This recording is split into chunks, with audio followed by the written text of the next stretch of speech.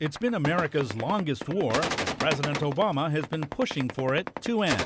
But Afghanistan, he says, remains a dangerous place, and after meetings with Afghan leaders at the White House Tuesday, announced 9,800 U.S. troops will stay through this year. We want to make sure that we're doing everything we can to help Afghan security forces succeed, so we don't have to go back. Afghan President Ashraf Ghani has called for U.S. troops to stay longer to continue training, advising, and assisting Afghan national security forces, who continue to sustain heavy losses since U.S. troops assumed a non-combat role.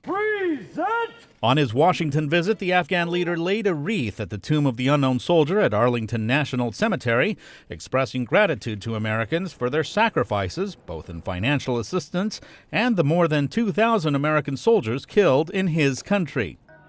America's interest is seeing Afghanistan remain stable.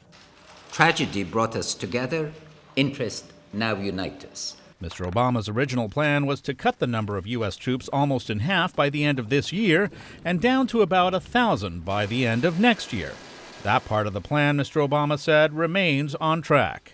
At what pace the troops are withdrawn during 2016 is something that will be discussed later this year, after the fighting season shows just how prepared Afghan forces are to take on the militants on their own.